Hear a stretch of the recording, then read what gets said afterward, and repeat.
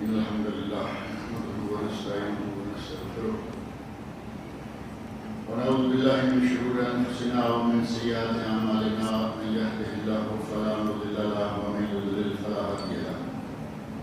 وأشهد أن لا إله إلا الله وحده لا شريك له وأشهد أن محمدا عبده ورسوله أما بعد فإن خير الحديث كتاب الله وخير الهدي هدي محمد صلى الله عليه وسلم وشر الأمور محدثاتها وكل محدثة بدعة وكل بدعة ضلالة وكل ضلالة في النار.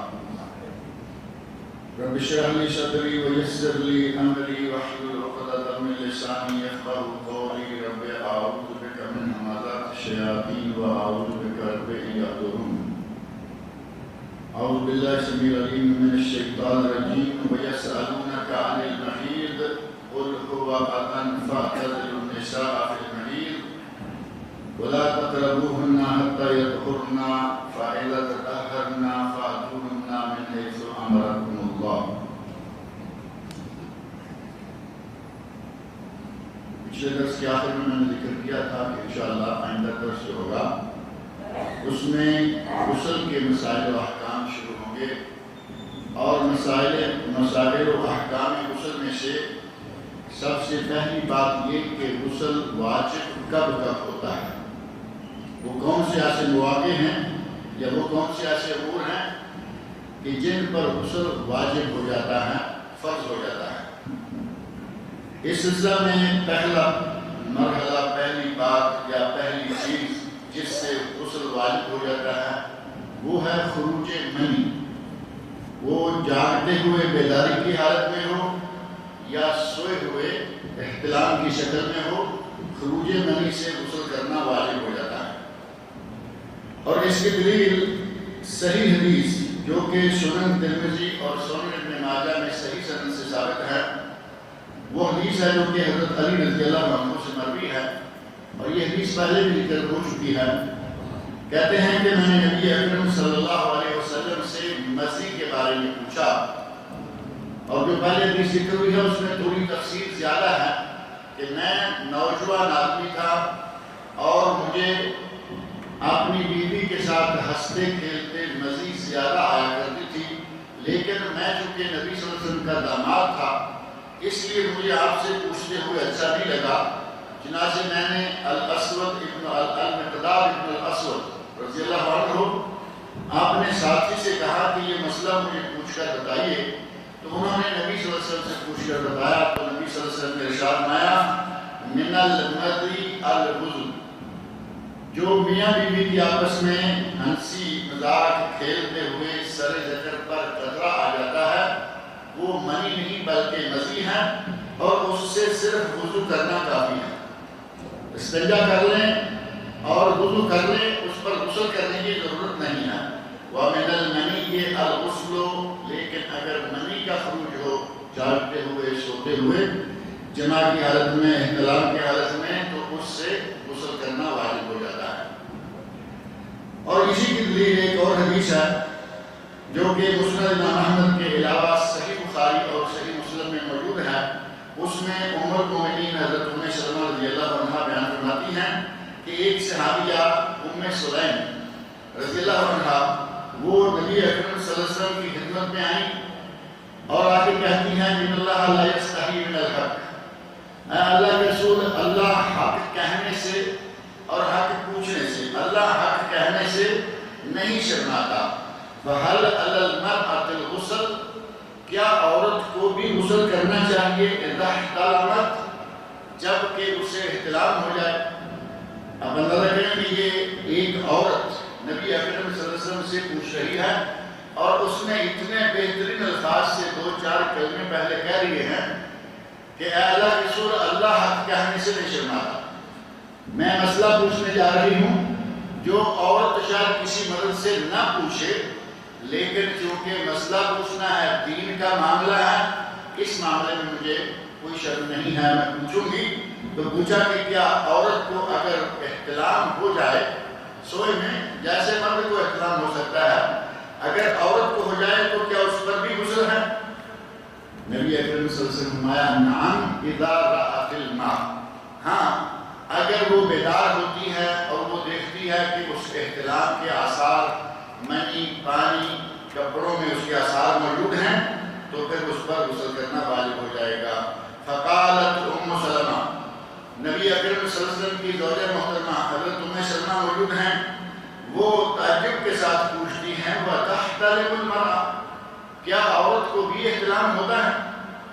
تو نبی اکرم صلی اللہ علیہ وسلم فرمایا تربت یداک فیما یشبہھا ولدھا، تیرے ہاتھ خاک آلود ہوں، جیسے ہمارے کہنے تیرا بھلا ہو،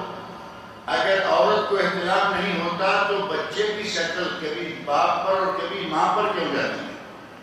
جو کبھی ماں پر جاتی ہے وہ اس بات کی دلیل ہے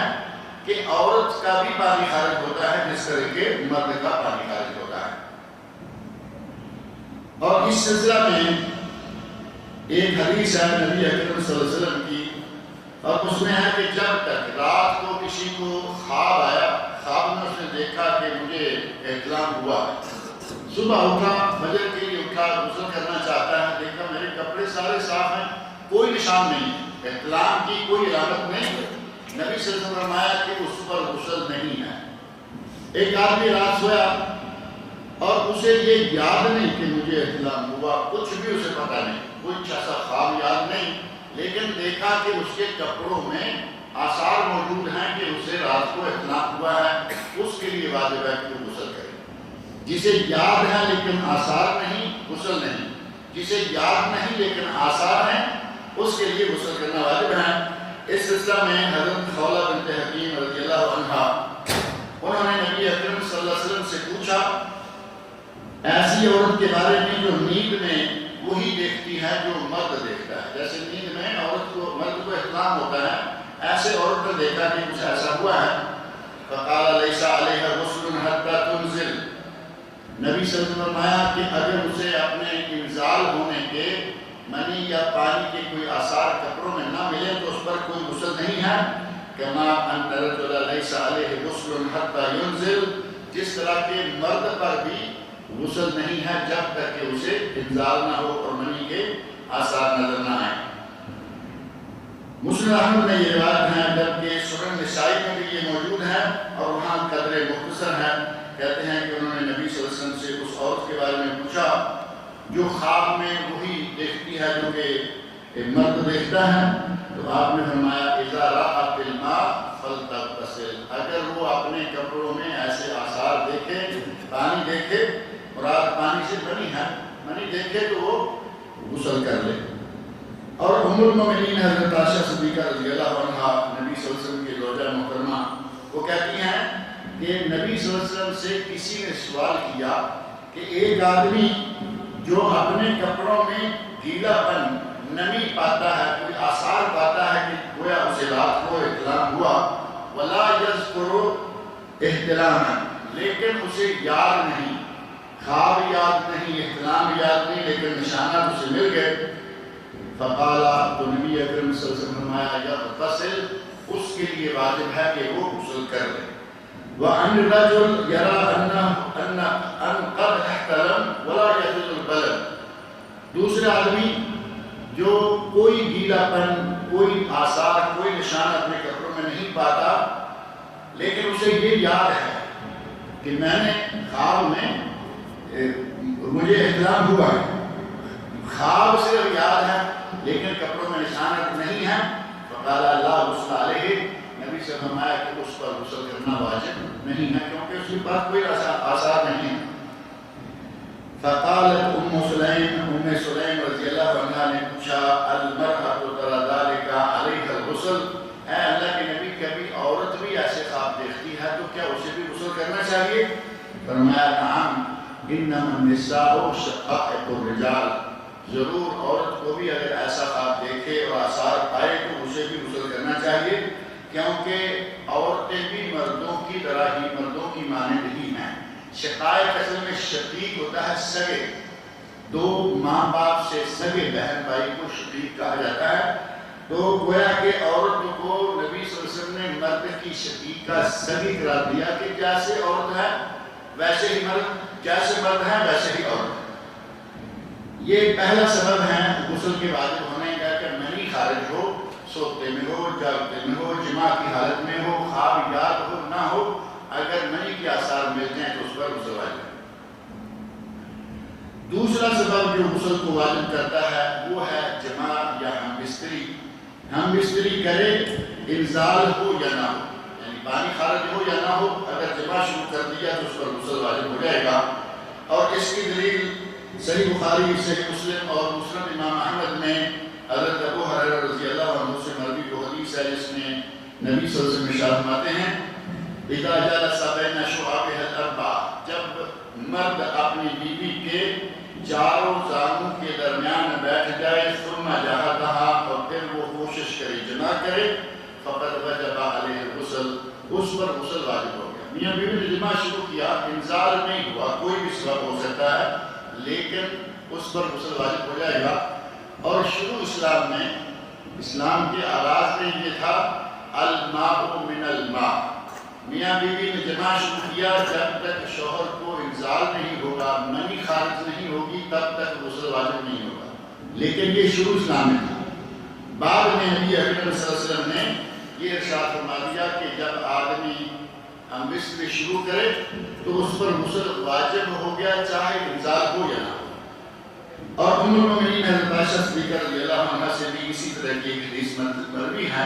کہتی ہیں کہ نبی صلی اللہ علیہ وسلم نے ارشاد فرمایا اذا قعد بین شعبہ الاربع،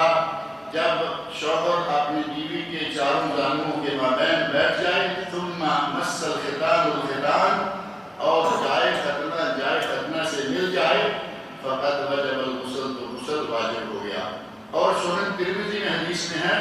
اذا جاوز الختان الختان، جب شوہر کی شرمگاہ بیوی کی شرمگاہ میں داخل ہو جائے، وجب الغسل، تو غسل واجب ہو گیا، انزال ہو یا نہ۔ اور تیسرا سبب جس پر غسل واجب ہو جاتا ہے وہ ہے حیض اور نفاس۔ یہ ظاہر ہے کہ عورتوں کے ساتھ خاص ہے، پہلے دو جو ہیں وہ مردوں عورتوں کے لیے، دونوں کے لیے، اور یہ صرف عورتوں کے لیے۔ اور حیض و نفاس کے ختم ہونے پر غسل کے واجب ہونے کی دلیل قرآن کریم سورہ بقرہ آیت نمبر 222 جو میں نے درس کے شروع میں پڑھی ہے، وَيَسْأَلُونَكَ عَنِ الْمَحِيضِ، اے میرے نبی لوگ آپ سے حیض کے بارے میں پوچھتے ہیں، قُلْ هُوَ أَذًى، لوگوں سے کہہ دو کہ یہ ایک تکلیف دہ وقت ہے، ایک تکلیف دہ مرحلہ ہے عورت کے لیے۔ فَاعْتَزِلُوا النِّسَاءَ فِي الْمَحِيضِ، عورتوں کو حیض کے ایام میں الگ کر دو۔ الگ کر دو سے مراد یہ ہے کہ اس کے ساتھ جماع یا ہم بستری نہ کرو۔ وَلَا تَقْرَبُوهُنَّ حَتَّى يَطْهُرْنَ، اور اس وقت تک اس کے قریب نہ ہو جب تک کہ وہ پاک نہ ہو جائے، یعنی خون رک نہ جائے۔ فَإِذَا تَطَهَّرْنَ، جب خون رک جائے اور وہ اچھی طرح غسل کر کے پاک ہو جائے، فَاتُوهُنَّ مِنْ حَيْثُ أَمَرَكُمُ اللَّهُ، تو پھر آؤ جہاں سے اللہ نے آنے کا حکم دیا ہے، یعنی جماع کرو۔ یہاں فَاعْتَزِلُوا النِّسَاء لفظ ہیں کہ عورتوں کو الگ کر دو۔ عہد جاہلیت میں الگ کرنا بہت ہی سخت تھا، عورت کو حیض ماہواری شروع ہو جاتی، عورت کو الگ کمرہ میں، الگ جگہ میں، الگ برتن، الگ ہر چیز الگ کر دی جاتی، گویا کہ اس میں پتہ نہیں کہ جن آ گیا ہے یا کیا آ گیا ہے۔ اسلام آیا، نبی اکرم صلی اللہ علیہ وسلم نے عورت کے ساتھ حسن سلوک کے ایک انداز یہ بھی بتایا کہ حیض کے ایام میں جماع کرنا منع ہے، ایک جگہ بیٹھ سکتے ہیں، ایک بستر پر سو سکتے ہیں، ایک پلیٹ میں کھا سکتے ہیں، بیوی کھانا پکا کے دے سکتی ہیں، سارے معاملات سوائے جماع حرام ہے، باقی کوئی معاملہ منع نہیں ہے۔ تو یہ نبی اکرم صلی اللہ علیہ وسلم کی تعلیمات میں سے ہے، عہد جاہلیت میں بالکل الگ کر دیا جاتا تھا۔ اور حضرت عائشہ رضی اللہ عنہ سے بھی مروی ہے، کہتی ہیں کہ فاطمہ بنت ابی حبیش رضی اللہ عنہ نبی صلی اللہ علیہ وسلم کی خدمت میں حاضر ہوئی اور کہتی ہیں انی امرأۃ مستحاض فلا اقدر، اے اللہ کے رسول میں مستحاضہ عورت ہوں، یعنی مجھے کبھی خون بند نہیں ہوتا، میرا خون جاری رہتا ہے، میں کبھی پاک نہیں ہوتی۔ افعلی الصلاۃ، تو کیا مستقل نماز چھوڑ دوں، یعنی میں کبھی پاک ہی نہیں ہوتی، ان کا اپنے الفاظ ہیں کہ میں کبھی پاک ہی نہیں ہوتی، یعنی مجھے خون جاری رہتا ہے، کیا میں نماز مستقل چھوڑ دوں؟ فقال لا، آپ نے فرمایا نہیں، انما ذالک عرق، یہ ناپاکی نہیں، یہ حیض نہیں ہے، پھٹ جانے کے نتیجہ میں خون مستقل جاری ہو جاتا ہے، وَلَيْسَ فِي الْحَيْضَةِ، اور یہ حیض نہیں ہے۔ فَإِذَا أَقْبَلَتِ الْحَيْضَةُ فَدَأِ الصَّلَاةِ، جب حیض شروع ہو، اس کے دن معلوم ہے کہ فلاں دن حیض کے ہیں، خون کا رنگ الگ ہو جائے گا، خون کا طریقہ الگ ہو جائے گا، جو تھوڑا تھوڑا قطرہ قطرہ کبھی کبھی آتا تھا زور سے آنا شروع ہو جائے گا۔ جب دیکھو کہ حیض شروع ہو گیا ہے، نماز چھوڑ دو۔ وَإِذَا أَدْبَرَتْ فَاغْسِلِي عَنْكِ الدَّمَ وَصَلِّي، جب حیض کے دن گزر جائے، حیض کا خون منقطع ہو جائے تو غسل کرو اور نماز شروع کر دو۔ اور عورت کو اگر خود معلوم نہ ہو کہ حیض کے ایام کتنے ہیں، کون سے ہیں، وہ جب سے دیکھ رہی ہے کہ خون مسلسل قطرہ قطرہ ڈراپس آتے ہی چلتے ہی رہتے ہیں، تو ایسی عورت کے لیے کہا گیا کہ وہ اپنے خاندان کی عورتوں، مثلا اپنی ماں ہے، اپنی خالہ ہے، اپنی نانی ہے، ان لوگوں کو دیکھے جتنے دن ان کے حیض کے ہیں، وہ 5 دن ہیں، وہ 7 دن ہیں، وہ 10 ہیں، کم و بیش ہیں، اتنے دن وہ رکی رہے اور اس کے بعد غسل کرے اور نماز پڑھے۔ علامہ شیرازی کہتے ہیں اما دم نفاس فانہ یوجب الغسل، نفاس کا خون یا جو بچے کی ولادت کے بعد آتا ہے اس سے بھی غسل واجب ہو جاتا ہے، کیونکہ وہ بھی دراصل جمع شدہ حیض ہی ہوتا ہے۔ 9 مہینے بچے کی ولادت کے سلسلہ میں عورت پریگننٹ رہتی ہے، وہ حاملہ ہے، اسے حیض نہیں آ رہا، تو بچے کی ولادت کے بعد وہ جمع شدہ سارا خون جو ہے وہ نکلنا شروع ہو جاتا ہے، لہٰذا اس خون کے شروع ہونے پر بھی نماز وغیرہ چھوڑنی ہوگی، اس کے بند ہونے پر غسل کرنا واجب ہو جائے گا، کیونکہ اس خون کے جاری رہنے کے دوران نہ عورت نماز پڑھ سکتی ہے، نہ روزہ رکھ سکتی ہے، نہ میاں بیوی آپس میں ایک دوسرے کے لیے حلال ہیں۔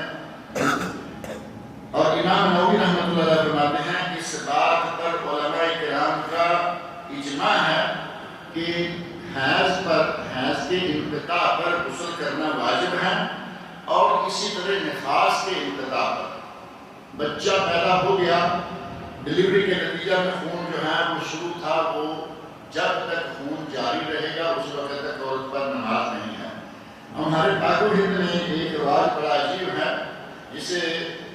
بعض جماعتوں کے حوالے سے خواتین میں بھی وہ ہے چلہ یا چلہ۔ 40 دن تک عورت گھر سے باہر نہیں نکلتی، 40 دن تک وہ یہ بھی نہیں کرتی، وہ بھی نہیں کرتی، 40 دن تک دروازے پر کچھ پتے اور پھول وغیرہ رکھتے رہے ہوتے ہیں، 40 دن تک بچے کے سرانے کے نیچے کوئی چھری وغیرہ رکھتے ہیں، اور 40 دن تک مسلسل عورت کو نماز نہیں پڑھتی، جبکہ یہ ساری چیزیں خرافات اور غلط ہیں۔ صرف اس وقت تک عورت کو نماز پڑھنا جائز نہیں ہے جب تک خون جاری رہے۔ اگر عورت کا 10ویں دن خون بند ہو گیا، ختم ہو گیا، غسل کرے اور نماز شروع کر دے، 15ویں دن، 20ویں دن، 40 حد ہے آخر، 40 دن تک بھی اگر خون بند نہ ہو تو عورت غسل کرے اور نماز پڑھنا شروع کر دے، وہ ہے آخری حد۔ لیکن ہمارے یہاں اس کو پکی حد بنا دیا گیا کہ ہر حال میں ہی 40 دن چھوڑنا ہے، جو کہ یہ بات صحیح نہیں ہے۔ امام ابن المنذر اور امام ابن جریر طبری اور دیگر بڑے بڑے ائمہ علماء نے اس بات پر اجماع ذکر کیا ہے کہ حیض اور نفاس دونوں ہی غسل کو واجب کر دیتے ہیں، خون حیض بند ہو یا خون نفاس بند ہو تو غسل کرنا واجب ہو جاتا ہے۔ چوتھی چیز جس پر غسل واجب ہوتا ہے وہ ہے اسلام لانا۔ ایک آدمی کافر ہے، اللہ رب العزت اسے توفیق دی، وہ مسلمان ہونا چاہتا ہے، تو اس کے لیے واجب ہے کہ پہلے غسل کرے، پہلے عہد جاہلیت کی غلاظتوں کو جسم سے ہٹائے اور اس کے بعد کلمہ پڑھے، مسلمان ہو جائے۔ اس سلسلہ میں ایک حدیث ہے مسند امام احمد، ترمذی، نسائی اور ابو داؤد میں، جس میں حضرت قیس بن عاصم رضی اللہ عنہ اپنا واقعہ بیان کرتے ہوئے کہتے ہیں اتیت النبی صلی اللہ علیہ وسلم اريد الاسلام، میں نے جب اسلام لانے کا ارادہ کیا تو میں نبی صلی اللہ علیہ وسلم کی خدمت میں حاضر ہوا، فامرنی ان اغتسل بماء وسدر، تو نبی صلی اللہ علیہ وسلم نے مجھے حکم دیا کہ پہلے جاؤ اور پانی میں بیری کے پتے ڈال کر اس پانی سے نہاؤ۔ جو میت کو غسل دیا جاتا ہے تو اس میں بھی بیری کے پتے پانی میں ڈالے جاتے ہیں، لہذا فرمایا کہ تم بیری کے پتے پانی میں ڈال کر، اس سے غالباً صفائی اچھی ہو جاتی ہے اور جسم سے بدبو یہ وہ ظاہر ہو جائے گی، مکمل طور پر آدمی جو ہے پاک صاف ہو جاتا ہے۔ فرمایا کہ بیری کے پتے ڈال کر پانی میں نہا کے آؤ اور پھر تم اسلام قبول کرو، کلمہ پڑھو۔ کیا چیز ہے جو جنابت والے پر حرام ہو جاتی ہے، یعنی جس کو جنابت ہے اس کے لیے حرام اور منع کیا ہے؟ اس سلسلہ میں پہلی چیز یہ ہے، 2-3 چھوٹی چھوٹی چیزیں ہیں، مثلا نماز پڑھنا، جو آدمی جنوبی ہے، حیض والی عورت، نفاس والی عورت، جنابت والا مرد، احتلام والا، میاں بیوی کے جماع والا، ان کے لیے نماز پڑھنا جائز نہیں ہے، اور ان کے لیے طواف کرنا بھی جائز نہیں ہے، جیسا کہ پہلے بھی ایک مرتبہ یہ بات ذکر کی گئی ہے، اور ان کے لیے مسجد میں رہنا بھی جائز نہیں ہے۔ ایک بات یہ پہلے ذکر نہیں اس وقت کی گئی، مسجد میں رہنا، اب یہ نہیں کہا گیا کہ مسجد میں داخل ہونا، بلکہ مسجد میں رہنا۔ ایک آدمی مسجد میں ہی سویا ہوا تھا، احتلام ہو گیا، یہ اس کے بس میں نہیں ہے، اب وہ احتلام ہونے کے بعد مسجد میں مزے سے سوتا رہے کہ جب دن اٹھے، دن چڑھنے کے قریب آئے گا، فجر سے پہلے اٹھوں گا، غسل کروں گا، نہیں، جیسے ہی احتلام ہوا ہے مسجد سے فوراً باہر نکل جائے۔ نبی اکرم صلی اللہ علیہ وسلم نے حیض، نفاس اور احتلام جنابت والے کو مسجد میں رہنے سے منع فرمایا۔ چنانچہ ام المؤمنین حضرت عائشہ صدیقہ رضی اللہ عنہا بیان فرماتی ہیں، جاء رسول اللہ صلی اللہ علیہ وسلم ووجوہ بیوت اصحابہ شارعۃ فی المسجد، جب نبی اکرم صلی اللہ علیہ وسلم کی بعثت ہوئی، آپ نبی بن کے آئے، دیکھا کہ لوگوں کے گھروں کے دروازے مسجد میں کھلتے ہیں، جیسے یہ دروازہ ہے مسجد میں کھل رہا ہے، ایسے ہی لوگوں کے اور بھی دروازے تھے، سائڈوں میں گھر ہیں، دروازہ مسجد میں کھلتا اور پھر مسجد سے ہوتے ہوئے لوگ باہر جایا کرتے تھے۔ نبی صلی اللہ علیہ وسلم نے سارے دروازے بند کروا دیے سوائے ابو بکر صدیق رضی اللہ عنہ کے دروازے، فرمایا کہ سب دروازے بند کر دو سوائے ابو بکر صدیق کے دروازے کے، جو کہ پہلے مسلمان ہیں۔ تو حضرت عائشہ فرماتی ہیں کہ وہ دروازے کھلتے تھے، نبی صلی اللہ علیہ وسلم فرمایا وجہوا ہذہ البیوت علی المساجد، اپنے گھروں کے دروازے کو مسجد سے دوسری طرف کھول دو، یعنی دروازہ مسجد میں کھلتا ہے یہ بند کرو، اور باہر کوئی جگہ جو ہے دیوار کو کھول کر دروازہ بناؤ۔ ثم دخل النبی صلی اللہ علیہ وسلم ولم یصنع القوم شیئا، آپ دوبارہ تشریف لائے مسجد میں تو دیکھا کہ لوگوں نے کوئی بھی ایکشن نہیں لیا، کچھ بھی نہیں کیا۔ اب وہ ظاہر ہے کہ سیمنٹ پتھر کے دروازے تو تھے نہیں، کہ کاش پوس یہ وہ تھا، آپ بات کر کے گئے، چاہیے تھا کہ آنے تک وہ سارے فارغ ہو چکے ہوں، دروازے باہر انہوں نے نکال لیے ہوں، لیکن آپ نے دیکھا کہ کوئی چیز کسی نے کچھ نہیں کیا۔ رجاء ان تنزل فیہم رخصہ، اور صحابہ کے دل میں کوئی نافرمانی کا ارادہ نہیں کہ یہ کیا بات ہوئی کہ ہمارے پرانے دروازے ہیں، نہیں، انہیں یہ توقع ہے کہ اللہ کے نبی پر کچھ نہ کچھ نازل ہو جائے گا، اور اگر کوئی آیت نازل ہو گئی ہمارے لیے رخصت بن گئی تو چلو دروازے لگے ہوئے ہیں، لگے رہیں گے، اس امید پر انہوں نے ابھی کچھ نہیں کیا۔ فخرج الیہم بعد، نبی اکرم صلی اللہ علیہ وسلم کا تشریف لائے اور ارشاد فرمایا وجہوا ہذہ البیوت عن المسجد، اپنے دروازوں کو مسجد سے ہٹا دو، فإنی لا احل المسجد لحائض ولا جنب، میں حیض و نفاس والی عورت کے لیے، یعنی حیض والی عورت کے لیے اور جنابت والے شخص کے لیے مسجد کو حلال نہیں کرتا کہ اپنے گھر سے نکلے حیض کی حالت میں کہیں باہر جانا ہے تو مسجد کے اندر سے گزر کے جائے گا۔ آپ فرمایا میں اس کو جائز اور حلال قرار نہیں دیتا، بلکہ اپنے گھروں کے دروازے باہر کی طرف نکال لو۔ غرض یہ کہ مسجد کے اندر ہوتے ہوئے کسی کو جنابت ہو جائے، حیض نفاس وغیرہ شروع ہو جائے، عورت ہے یا احتلام ہو جائے، سوئے ہوئے وہ مرد ہیں، تو اس کے لیے جائز نہیں ہے کہ وہ مسجد میں بیٹھا رہے، بلکہ اس کے لیے ضروری ہے کہ وہ فوری طور پر مسجد سے نکل جائے۔ اب مسائل آئیں گے انشاءاللہ اگلے ہفتے، اور وہ ہیں کہ غسل کے ارکان کیا ہیں اور غسل کی سنتیں کیا ہیں۔ عموماً ہم غسل تو کرتے ہیں، لیکن لاپرواہی میں جیسے کیسے گئے، شاور کھولا، نہایا اور باہر آ گئے۔ صحیح مسنون انداز کیا ہے، اس میں واجبات کیا ہیں اور مسنون امور کون سے ہیں، جن امور کو اگر پیش نظر رکھ کے غسل کیا جائے تو غسل بھی ہو جائے گا، ثواب بھی ہوگا اور سنت پر عمل بھی ہوگا، طہارت بھی حاصل ہو جائے گی، وہ امور انشاءاللہ اگلے ہفتے ذکر کریں گے۔ یہ سوال کسی نے اس زبان میں لکھ دیا ہے جو ہمیں نہیں آتی، پتہ نہیں ہندی ہے کیا ہے، اگر زبانی پوچھنا چاہیں تو پوچھیں۔ حدیث میں آتا ہے کہ جس کو رکوع مل گیا امام کے ساتھ اس کی رکعت ہو گئی، اور فاتحہ نہ پڑھنے سے رکعت کا چھوٹ جانا صرف انفرادی نماز کے لیے ہے، جماعت کے ساتھ نہیں، وضاحت فرمائیے۔ پہلی بات یہ ہے کہ کافی کوشش میں نے ذاتی طور پر کی ہے کہ یہ حدیث ہمیں کہیں سے ملے. فقہ کی کتابوں میں یہ حدیث ملتی ہے، جبکہ حدیث کی کتابوں سے ملنی چاہیے، وہاں نہیں ہے. ایک فقیر نے ذکر کر دی، اسی کو سب نقل کرتے آ رہے ہیں اور آج تک یہی ہو رہا ہے. رکوع میں ملنے والے کی رکعت ہو جاتی ہے، ان لفظوں سے حدیث ہمیں نظر نہیں آتی. یہ فقہی کتابوں میں آئی، کسی فقیہ نے ایک مرتبہ لکھ دی. اصل میں یہ ہے کہ جسے رکعت مل گئی اسے جماعت مل گئی، جسے ایک رکعت مل گئی اسے جماعت مل گئی.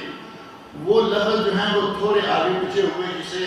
رکوع مل گیا اسے رکعت مل گئی. ان الفاظ کے ساتھ یہ روایت جو ہے وہ مشہور ہو گئی اور مشہور چلی آ رہی ہے. اسی پر عموماً یہ مسئلہ ہے کہ جس نے رکوع پا لیا اس کو رکعت مل گئی. جبکہ آپ دیکھتے ہیں کہ جو رکوع پا لیتا ہے، مسجد میں داخل ہوا، امام رکوع میں چلا گیا، اس کی سورہ فاتحہ پڑھنا بھی چھوٹ گیا، سننا بھی چھوٹ گیا. اگر مغرب عشاء فجر اجماع ہے، نہ یہ پڑھ سکا نہ یہ سن سکا. چلو سن لیتا تھا بھی ٹھیک ہے، پڑھی نہیں، سنی بھی نہیں، پڑھی بھی نہیں. تیسری چیز جو بعض علماء احناف نے ذکر کی ہے کہ اگر پڑھتا نہیں، سنتا نہیں، کم از کم بقدر فاتحہ کھڑا رہے. سنتا نہیں کہ وہ ظہر عصر کی نماز ہے، پڑھتا نہیں کہ اسے سورہ فاتحہ بھی آتی نہیں، نیا نیا مسلمان ہے، نیا نیا آدمی ہے، تو کہا کہ بقدر سورت فاتحہ وہ کھڑا رہے. اب یہ تینوں کاموں میں سے یہ کچھ بھی نہیں کر پایا، نہ بقدر سورت فاتحہ کھڑا رہا، نہ پڑھ سکا، نہ سن سکا. سورت فاتحہ اس کی گئی. اور قیام ایک رکعت کا فرض اور رکن ہوتا ہے، اس کو قیام بھی نہیں ملا. دو بہت بڑی بڑی چیزیں جو ہیں وہ چھوٹ گئی. بہتر یہ ہے کہ اس رکعت کو دہرا لے. یہ صحیح ہے کہ بعض علماء بلکہ بکثرت علماء نے کہا ہے کہ اس کی وہ رکعت ہو جاتی ہے. وہ اسی بنیاد پر جو روایت میں ذکر کر رہا ہوں کہ حدیث کی کتابوں میں اس طرح نہیں ملتی، فقہ کی کتابوں میں ملتی ہے اور اسی کی بنیاد پر کہا جاتا ہے کہ رکعت ہو جاتی ہے. اگر کسی کو اطمینان ہو جائے کہ ہو جاتی ہے اور وہ مان لیتا ہے اس کی مرضی، لیکن زیادہ اور صحیح تر اور ہماری تحقیق کے حساب سے یہ بہتر ہے کہ وہ آدمی اس رکعت کو پڑھ لے جس میں نہ سورہ فاتحہ پڑھی، نہ سنی، نہ اس کو قیام ملا، لہذا وہ پڑھ لے. باپ کے مرنے کے بعد جائیداد کی تقسیم نہیں ہوئی اور کچھ عرصے کے بعد بیٹے کی وفات بھی ہو گئی. اس صورت میں بیٹے کی بیوی اور اولاد کو باپ کی جائیداد میں سے کچھ ملے گا یا نہیں؟ پہلی بات یہ ہے کہ اگر یہ بیٹا باپ کی وفات کے وقت زندہ تھا اور اس کے بعد یہ مرا ہے، اس کا باقاعدہ حصہ جو ہے وہ وراثت میں سے نکالا جائے گا، اور جو اس کے حصے میں آئے گی اس کے بھائیوں اور بہنوں کو اور اس کو جو حصہ دیا جائے گا، اس کا حصہ نکال کر اس کی بیوی اور اس کے بچوں کو دیا جائے گا. پھر آگے اس کی الگ تقسیم ہے کہ بیوی کو 8واں حصہ اور بچوں کو للذکر مثل حظ الانثیین، لڑکی سے 2 گنا لڑکے. یہ تقسیم ہے بعد والی جو مرنے والے کے پوتے پوتیوں میں ہے اور بہو میں ہے. لیکن اگر وہ والد کی وفات کے وقت زندہ تھا، بعد میں مرا ہے، تو وراثت میں اس کا حصہ موجود ہے. البتہ اگر کوئی بیٹا بیٹی باپ کی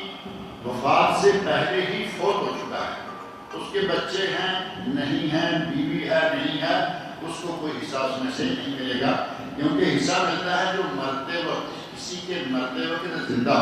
موجود ہوں، وارث وہ ہیں. جو پہلے فوت ہو چکا ہے وہ وارث نہیں ہوں گے.